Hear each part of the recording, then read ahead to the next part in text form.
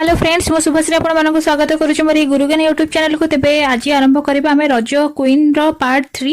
तेबे आरंभ रु ही आरंभ करबा आज हमें जानिबा ओडिशा विषय जेमिति कि अंक सेमान रज क्वीन रो मुख्य प्रश्न गुड़िक रोचे हमर ओडिशा संपर्कित तेबे प्रथम क्वेश्चन होउची ओडिशा रो सीमा को लागि केउ सब राज्य रहिची जदि पचरा जे ओडिशा रो सीमा को लागि केउ सब राज्य रहिची तेबे उत्तर रे झारखंड पश्चिम रे छत्तीसगढ़ एवं दक्षिण रे आंध्र प्रदेश रहिची तेबे ओडिशा रो पूर्व रे कोन अछि जदि पचरा जे ओडिशा रो पूर्व रे कोन अछि तेबे ओडिशा रो पूर्व रे बंगोपसागर अछि ओडिशा रो राजधानी रो नाम जेपरि आपण समझ जानि छथि भुवनेश्वर तेबे भुवनेश्वर केउ जिल्ला रे रहिची जदि पचरा जे भुवनेश्वर केउ जिल्ला रे रहिची तेबे हा खोर्धा जिल्ला जदि आपण ओडिया विभाग छात्री अछन तेबे आपनको एटा मध्ये पचरा जाय पारे जे ओडिशा को केतोटी प्राकृतिक अंचल रे विभक्त करा जायछि तेबे यार सठिक उत्तर होछि तीनोटी जेपर कि पार्वत्य अंचल माळ अंचल और समतल अंचल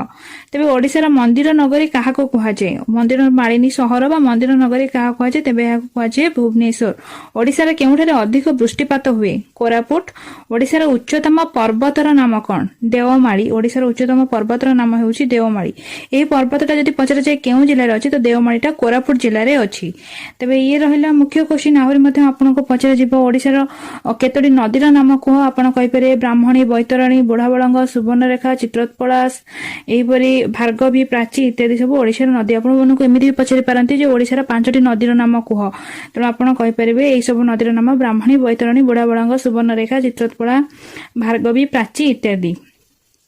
तेबे ओडिशार बृहत्तम सौंदर्यमय ह्रदर नाम कोन तेबे ओडिशार बृहत्तम सौंदर्यमय ह्रदर नाम हेउची चिलिका तेबे एमिति मध्ये आपनको पचारि पारंती ओडिशार जातीय उद्यान किए तो आपण कहबे सिमिलीपाल तबरे एमिति आहुरी एटा मध्ये मोस्ट इंपोर्टेंट महानदी रे थिबा गंडर नाम कोन जेटा होची सातकोशिया गंड जहा कि महानदी रे अछि सेटा होची अनुगुळ जिल्लार टिकरपडा ठारे एटा मुख्य भाबरे माने रखिबे सातकोशिया गंड जोटी अनुगुळ जिल्लार टिकरपडा रे अछि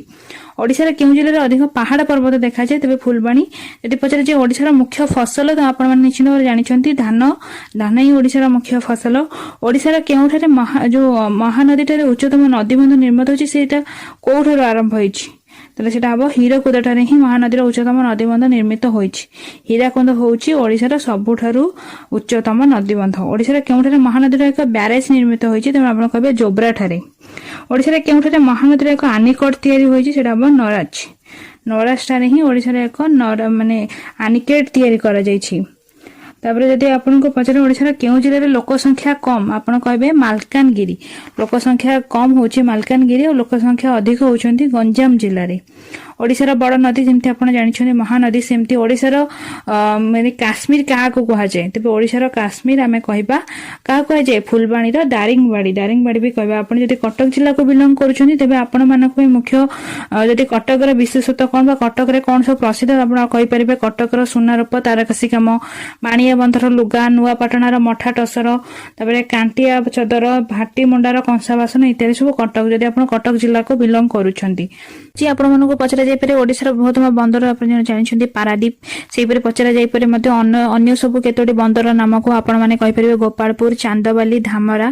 आउतरे सुनि रखंतु गोपालपुर चांदबाली और धामरा जदि पचरा जो पारादीप बंदरटा केउ जिल्ला रे आपण निश्चित भाबरे जानिथिबे एटा जगतसिंहपुर जिल्ला रे ही पारादीप बंदर देखा जे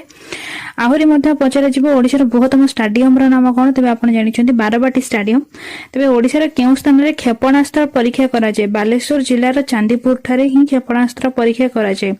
तेबे ओडिसा रो केउ स्थान रे क्षेपणास्त्र परीक्षा सेटा होची बालेश्वर रो चांदीपुर ठारे तबे चिलिका मध्ये विश्वविख्यात होइथो मंदिरटर नाम कोन आपण क्रॉस क्वेश्चन पचरा जे चिलिका मध्ये विश्वविख्यात मंदिर नाम कोन तबे यार सठिक उत्तर हेबो कालीजाई मंदिर जदि आपण पचरा जे ओडिसा रे साधारणतः केउ प्रकार जलवायु अनुभूत होय तबे आपण कहि परिबे उष्म एवं आर्द्र जलवायु आपण को आहुरी मध्ये पचरा जे परिबो ओडिसा रो अन्य केतोटी ह्रदर नाम आपण कहंतु जहा कि जेमति कि अंशुपा ह्रद ह्रद चिलिका ह्रद से आउरी मध्ये पचरे ओडिसा एमते आ गोटे ह्रद रहिछि जोटा कि पोती हे जाइछि सेटा आपण कहबे सर आ जदि पचरे एमते महान माने केउ ठारे कुंभीर गवेषणा केंद्र रहिछि तो आपण कहबे टिकरपडा